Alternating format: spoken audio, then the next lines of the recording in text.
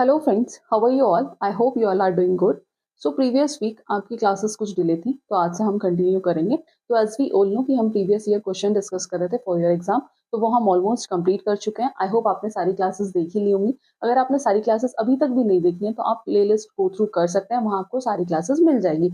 साथ ही साथ हम केमिस्ट्री की थ्योरी क्लासेस डिस्कस कर रहे थे, जिसके हम most of the chapter complete कर चुके थे, जैसे chemical reaction and equation, acid, base and salt, metal and non metal.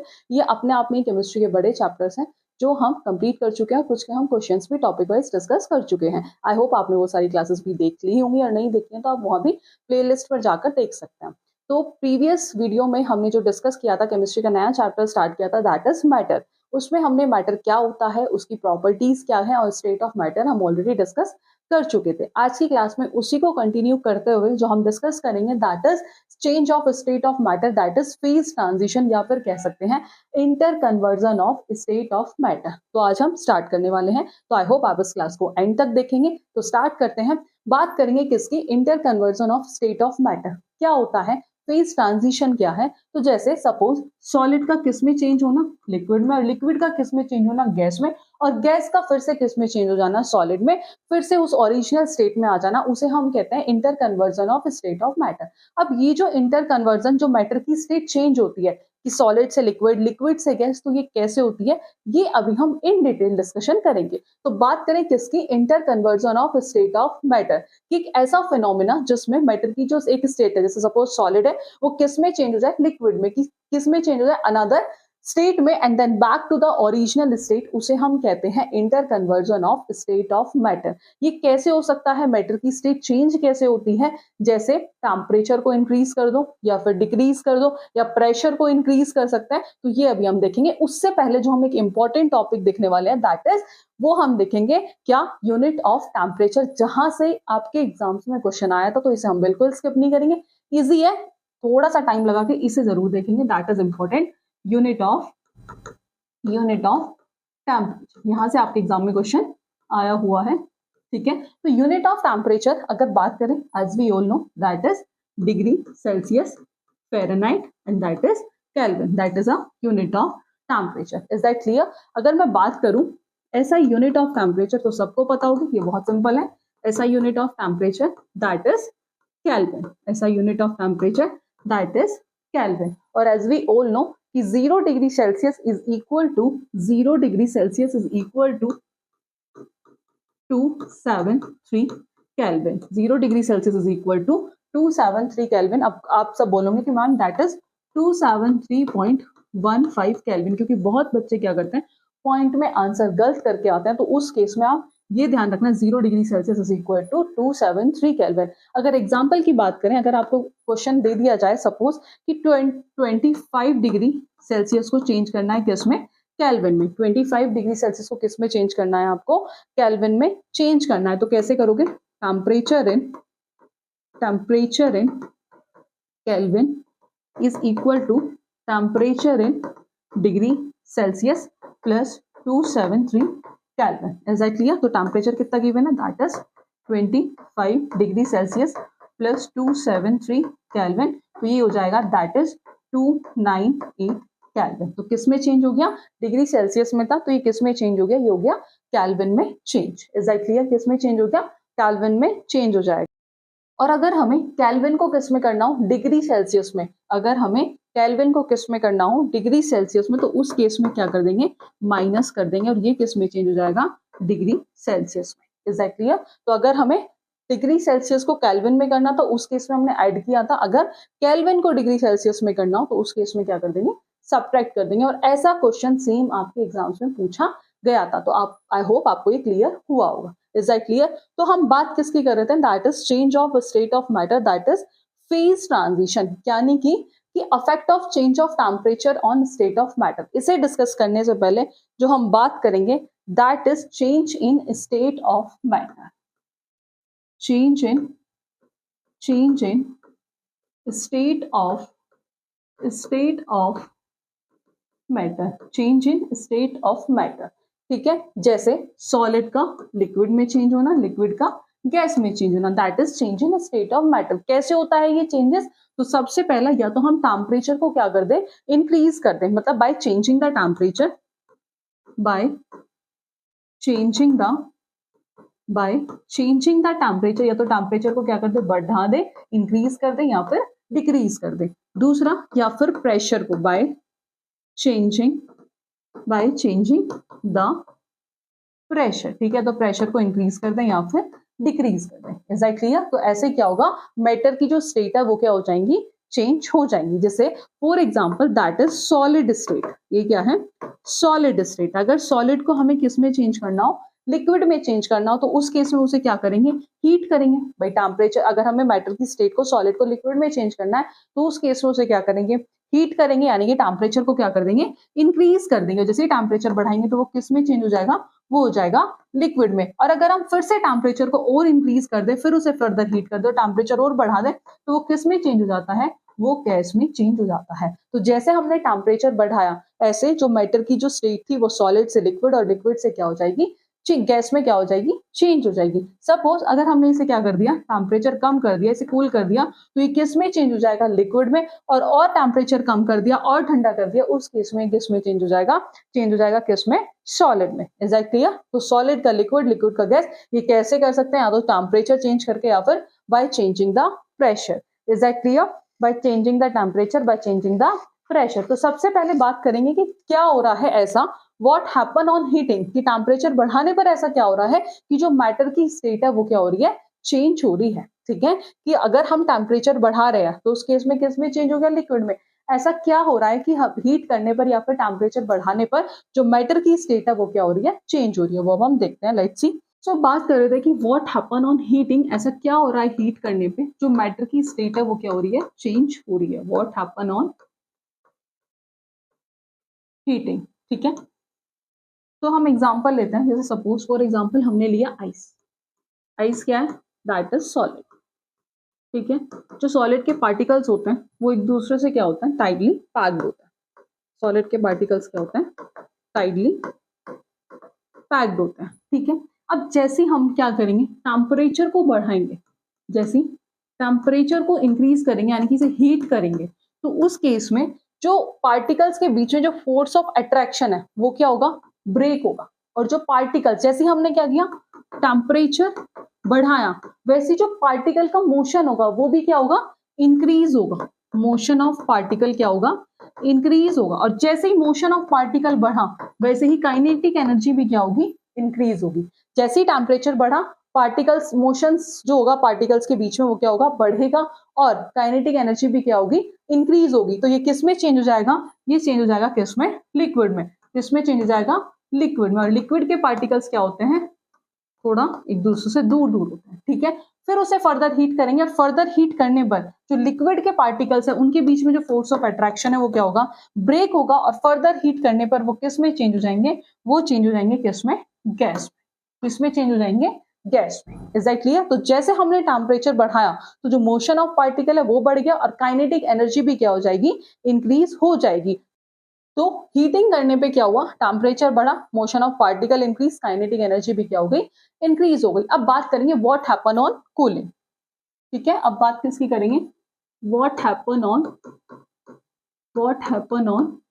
Cooling. अभी हमने देखा था व्हाट हैपन ऑन हीटिंग। अभी हमने हीटिंग के केस में देखा, टेम्परेचर बढ़ा, मोशन ऑफ पार्टिकल्स क्या हुआ, इंक्रीज हुआ, काइनेटिक एनर्जी क्या हुई, इंक्रीज हुई। Is that clear? अब ठंडा करने पे क्या होगा, टेम्परेचर जो होगा वो डिक्रीज होगा। टेम्परेचर जो होगा डिक्रीज होगा, मोशन जो होगा पार्टिकल्स का वो भी क्या होगा, डिक्रीज होगा, और काइनेटिक एनर्जी जो होगी वो भी क्या हो जाएगी, वो भी डिक्रीज होगी, ठीक है। तो उस केस में जो गैस के पार्टिकल्स थे वो एक दूसरे से क्या थे, एक दूसरे से दूर थे, ठीक है। जैसे ही हमने टेम्परेचर कम किया, इन्हें घटाया, तो ये थोड़ा और पास आ गए, ठीक है। जैसे टेम्परेचर और कम किया, ठंडा किया इसे, टेम्परेचर कम किया, इसे फिर से कूल किया, तो पार्टिकल एक दूसरे से क्या आ गए, बहुत ज्यादा क्लोज हो, ठीक है। बहुत ज्यादा क्या हो जाएंगे, क्लोज हो जाएंगे। तो जैसे ही टेम्परेचर घटा तो मोशन ऑफ पार्टिकल्स भी क्या हो जाएंगे, डिक्रीज हो जाएंगे। और जैसे ही मोशन ऑफ पार्टिकल डिक्रीज तो काइनेटिक एनर्जी भी क्या हो जाएगी, डिक्रीज हो जाएगी। तो गैसेस के पार्टिकल्स क्या होते हैं, दूर दूर होते हैं, ठीक है। जैसे ही उसका टेम्परेचर घटाया उस केस में पास आ जाएंगे, और टेम्परेचर कम हुआ तो उस केस में क्या हो जाएंगे, सॉलिड के पार्टिकल एक दूसरे के और ज्यादा पास आ जाएंगे। तो क्या होता है कि जैसे टेम्परेचर बढ़ाता है मोशन ऑफ पार्टिकल भी बढ़ता है, काइनेटिक एनर्जी क्या होती है, इंक्रीज होती है। टेम्परेचर कम करने पे काइनेटिक एनर्जी क्या हो जाती है, डिक्रीज हो जाती है। Is that clear? तो यही था ऑन इंक्रीजिंग द टेम्परेचर, जैसे हमने टेम्परेचर को क्या किया, इंक्रीज किया, तो जो काइनेटिक एनर्जी होती है पार्टिकल्स की ऑफ द मैटर वो क्या हो जाती है, इंक्रीज हो जाती है। They begin to vibrate with the higher energy, और वो क्या करते हैं, वाइब्रेट करना स्टार्ट कर देते हैं हायर एनर्जी। ठीक है, कि तापमान बढ़ाने पर पदार्थ के कणों की गतिज ऊर्जा बढ़ जाती है और वे अधिक ऊर्जा के साथ क्या करने लगते हैं, वाइब्रेट करने लगते हैं। Is that clear? जो inter particle force of attraction होता है बिटवीन द पार्टिकल्स वो क्या होता है, रिड्यूस होता है। जैसे हमने टेम्परेचर बढ़ाया था, इंक्रीज किया था, तो जो पार्टिकल्स के बीच में जो फोर्स ऑफ अट्रैक्शन था वो क्या हो रहा था, ब्रेक हो रहा था, और वो क्या हो रहे थे, डिटेच हो रहे थे अपनी पोजीशन पे and begin to move freely. जैसे हमने सॉलिड के केस में देखा था कि जैसे हमने टेम्परेचर बढ़ाया तो उनके पार्टिकल्स के बीच में जो फोर्स ऑफ अट्रैक्शन था वो क्या हो रहा था, ब्रेक हो रहा था, और वो डिटैच हो रहे थे अपनी पोजीशन से और वो फ्रीली क्या कर रहे थे, मूव कर रहे थे, जिसकी वजह से जो स्टेट ऑफ मैटर्स है वो क्या हो जाती है, चेंज होना स्टार्ट होती है। Is that clear? After that solid undergo a phase change to form liquid, ये हमने अभी डिस्कस किया ही था, और liquid also undergo a phase change to form gas. तो ये अभी हमने ये चारों पॉइंट ही इन डिटेल डिस्कशन किए थे कि जैसे हमने टेम्परेचर बढ़ाया था तो मोशन ऑफ पार्टिकल भी इंक्रीज था और काइनेटिक एनर्जी भी क्या थी, इंक्रीज थी। जैसे सॉलिड है, सॉलिड के पार्टिकल्स एक दूसरे से पास होते हैं, टेम्परेचर बढ़ाने पर उनके बीच में जो फोर्स ऑफ अट्रैक्शन है वो ब्रेक हुआ, ठीक है, वो डिटैच हो गए, पार्टिकल्स फ्रीली मूव करने लगे, वो किस में चेंज हो गए, वो लिक्विड में। फिर से टेम्परेचर बढ़ाने पर इनके पार्टिकल्स के बीच में फोर्स ऑफ अट्रैक्शन फिर से ब्रेक होगा और वो किस में, तो उसके पार्टिकल्स किस में चेंज हो जाएंगे, फिर से गैस में। तो ऐसे क्या होती है, मैटर की जो स्टेट है वो चेंज होना स्टार्ट होती है। तो अभी हमने देखा कि हीट करने पर क्या होता है, टेम्परेचर बढ़ाने पर क्या होता है, टेम्परेचर घटाने पर भी क्या होता है। Is that clear? After that कुछ पॉइंट्स होते हैं जैसे मेल्टिंग पॉइंट और बॉइलिंग पॉइंट, तो यहाँ से भी क्वेश्चन आता है। तो मेल्टिंग पॉइंट क्या होता है, of a solid is defined, एक ऐसा टेम्परेचर जहां पर सॉलिड किस में चेंज हो जाता है, लिक्विड में एट द एटमॉस्फेरिक प्रेशर, उसे हम कहते हैं that is known as melting point. Boiling point क्या होता है, boiling point of a liquid, एक ऐसा टेम्परेचर जहां पर जो वेपर प्रेशर होता है लिक्विड का वो किसके इक्वल होता है, एटमॉस्फेरिक प्रेशर की। ये सब आपको पता ही होगा, ये बहुत बेसिक है। Is that clear? तो हमने एक बार इनकी डेफिनेशन देख ली। अब हम बात करेंगे किसकी, सब्लिमेशन की। यहाँ से भी डायरेक्ट क्वेश्चंस आपके एग्जाम्स में पूछे जाते हैं। तो क्या होता है सब्लिमेशन? सब्लिमेशन जब transition of a substance directly किस में चेंज हो जाए, डायरेक्टली सॉलिड से किस में चेंज हो जाए, गैस में बिना लिक्विड स्टेट में जाए हुए, जिसे हम कहते हैं that is known as sublimation. Directly किस में चेंज हो रहा है, सॉलिड से डायरेक्टली गैस में चेंज हो रहा है बिना लिक्विड फेस में जाए हुए, उसे हम कहते हैं that is known as sublimation. Is that clear? उसे हम क्या कहते हैं, sublimation. Common example जो पूछा जाता है, the common substance which undergo sublimation that is camphor, naphthalene, ammonium chloride, solid carbon dioxide and iodine। और जो पूछा जाता है that is naphthalene, ammonium chloride और कैम्फर, ये बहुत बार पूछा जाता है, तो ये आपको ध्यान होना चाहिए। तो सब्लिमेशन क्या होता है, सब्लिमेशन यानी कि सॉलिड का डायरेक्टली किस में चेंज होना, गैसियस स्टेट में बिना लिक्विड फेज में चेंज हुए that is known as sublimation. Is that clear? After that बात करें रिलेशन बिटवीन केल्विन स्केल, ये हम डिस्कस कर चुके हैं। ठीक है, ठीक है, मेल्टिंग पॉइंट भी हम देख चुके हैं, टेम्परेचर जिस पर solid the temperature at which solid melt to become a liquid, atmospheric pressure, ये हम ऑलरेडी डिस्कस कर चुके हैं। मेल्टिंग पॉइंट एक कैरेक्टरिस्टिक प्रॉपर्टी होती है सब्सटेंस की, जैसे फॉर एग्जांपल जो मेल्टिंग पॉइंट होता है आइस का that is 0 degree Celsius. The process in which, एक ऐसा प्रोसेस जिसमें लिक्विड किस में चेंज हो जाता है, liquid change into a solid form on cooling, cooling पर एट अ स्पेसिफिक टेम्परेचर, उसे हम कहते हैं फ्रीजिंग और solidification. Is that clear? Melting point क्या था कि एक ऐसा टेम्परेचर जिसपे सॉलिड को मेल्ट करने पर किस में चेंज हो रहा है, लिक्विड में eight atmospheric pressure, that is melting point. But जो सॉलिडिफिकेशन है, जो फ्रीजिंग है, जिसमें लिक्विड किस में चेंज होता है, सॉलिड फॉर्म में, किस कब, ऑन कूलिंग और एक स्पेसिफिक टेम्परेचर जिसे हम कहते हैं that is known as freezing या फिर सॉलिडिफिकेशन। नेक्स्ट आता है that is latent heat. Latent का मतलब होता है हिडन। ठीक है, कि हिडन हीट जो क्या कर रहा है, जो पार्टिकल्स के बीच में जो फोर्स ऑफ अट्रैक्शन है उन्हें क्या कर रहा है, ब्रेक कर रहा है, जिसे हम कहते हैं that is known as latent heat. The hidden heat which break the force of attraction between the molecule, उसे हम कहते हैं that is known as latent heat. और heat energy is hidden in the bulk of the matter, that is known as latent heat. Is that clear? बात करते हैं किसकी, latent heat of fusion. अभी जो हमने डिस्कस किया, जो हीट एनर्जी रिक्वायरमेंट होती है 1 kg of a solid into a liquid atmospheric pressure, और ये डेफिनेशन ध्यान रखना, डायरेक्ट इस डेफिनेशन से, लेटेंट हीट ऑफ वेपोराइजेशन से, डायरेक्ट उसकी डेफिनेशन से क्वेश्चन था।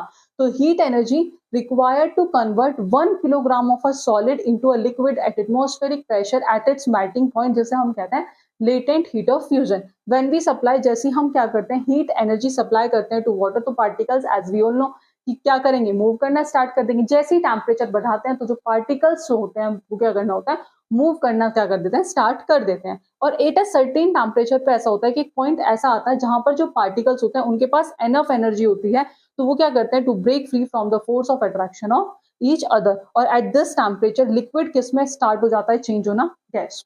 ठीक है। After that latent heat of vaporisation. तो यहाँ से आपका डायरेक्ट क्वेश्चन था, और क्वेश्चन में पूछा था 4 ऑप्शंस में कि कौन सी ऑप्शन जो है, कौन सी स्टेटमेंट जो है वो सही है। तो उस केस में जिस बच्चे को डेफिनेशन पता थी उसका आंसर सही हुआ होगा।